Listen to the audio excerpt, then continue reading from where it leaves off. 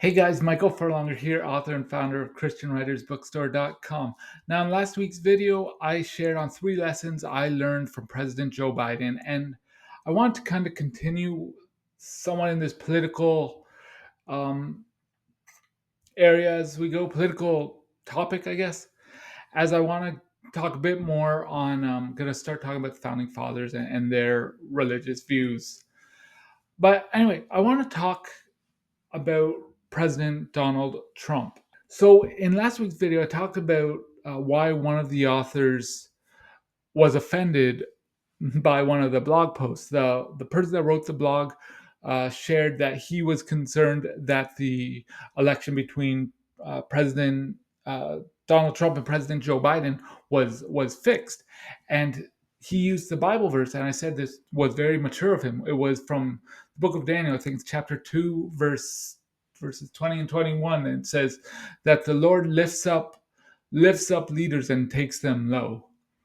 And I thought that was very mature, and we should be mindful of that. Is that our political leaders are going to rise and they're going to fall, but in the end, they all answer to God.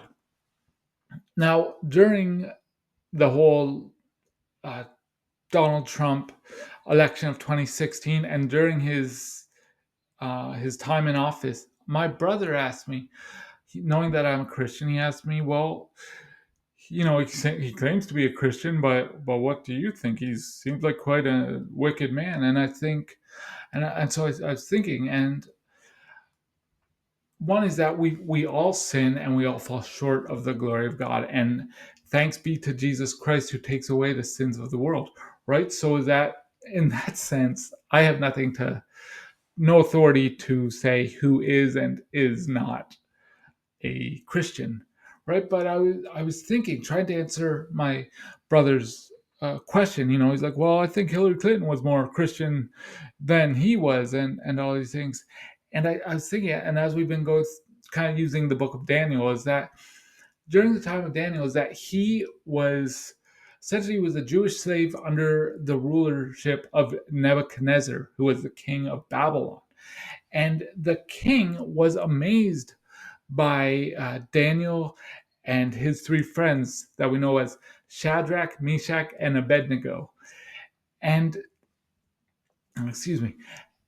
And so, even though he was amazed at these 4 guys, let's say 3, these 4 men or boys perhaps, is that he still would not surrender to their God, who is the God of the Jews, the Christian God, and so he would not he would not surrender to them. And as the story in Daniel proceeds, is that we see them building this huge monument for the king, and then I believe it was 3 times a day they had to bow down and worship, or anytime the trumpet sounded in town, the people all had to stop what they're doing, bow down and worship this statue. And as you can imagine, this did not sit well with Daniel, Shadrach, Meshach, and Abednego.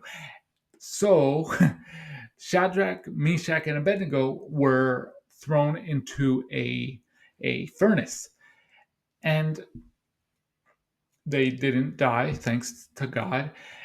And so much about this story I want to go into. But the point is that when you read it in the prophets, is that God continues to say, "My servant Nebuchadnezzar, my servant Nebuchadnezzar." And you say, well, like looking at it, like, God, how can he be your servant? He is an idol worshiper. In fact, he made an idol of himself.